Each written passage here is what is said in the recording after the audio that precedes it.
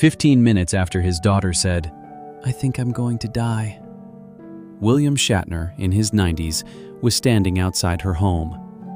He wrapped his arms around his daughter and told her she was going to get through it.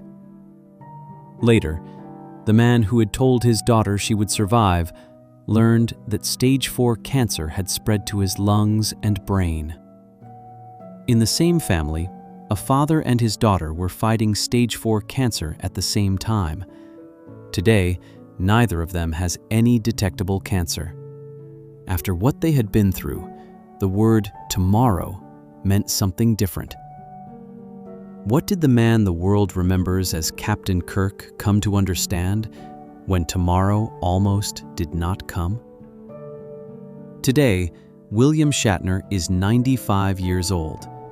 He and his daughter Melanie are beginning something new together, a podcast called No Time But Now. To understand why a man who spent decades inviting people to look toward the future would choose a title that brings him back to the present, we have to go back to before the world knew Captain Kirk. William Shatner grew up in Montreal, Canada.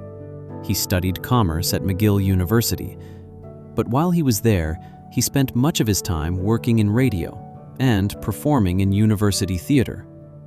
After graduating, he chose acting over a career in business. From theaters in Canada, he made his way to Broadway and then to television in the United States.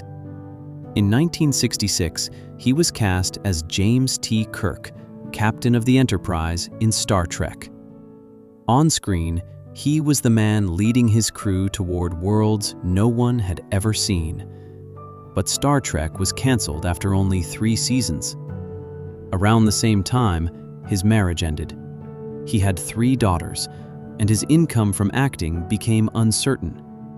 For a time, Shatner slept in the back of his vehicle while traveling from one theater job to the next.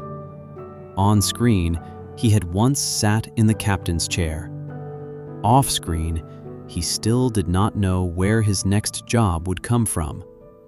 All he could do was take the work he could get, step onto the next stage, and keep moving. Years later, Star Trek found a new audience through reruns. The series that had once been canceled grew into movies, fan conventions, and a culture passed from one generation to the next. What had looked like an ending became the role the world would remember him for. Decades later, fiction and real life crossed paths. On October 13, 2021, William Shatner boarded Blue Origin's New Shepard. At 90, he became, at the time, the oldest person ever to travel into space. The man who had spent decades exploring the universe on screen was about to see it with his own eyes. He expected the journey to feel like a celebration. But when he looked out, he saw darkness that seemed to have no end. Then he looked back at Earth, wrapped in the thin layer of its atmosphere. What he felt was not triumph. It was grief, the feeling, as he described it, of having just walked out of a funeral. Space did not show him how great humanity was. It showed him that everything human beings love was gathered on one small planet. Family, trees, animals, and every life he had ever known. All of it was on one side of the darkness. 1 year later, the fragility he had seen from space found its way into his own family. Melanie, his youngest daughter, was diagnosed with stage 4 breast cancer. One night during chemotherapy, she called her father, afraid that she was going to die. That was the night Shatner arrived outside her home, within 15 minutes. But as Melanie neared the end of her treatment, the family received more news. Shatner had found a lump in his cheek.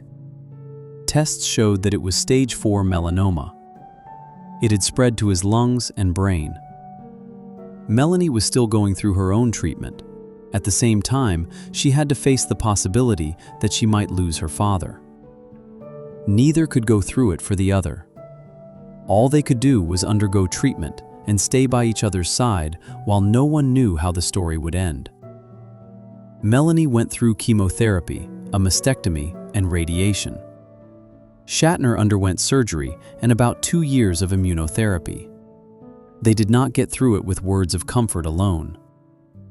They had medical treatment, teams of doctors, and a family that stayed beside them. By late 2024, doctors could find no evidence of cancer in either of them.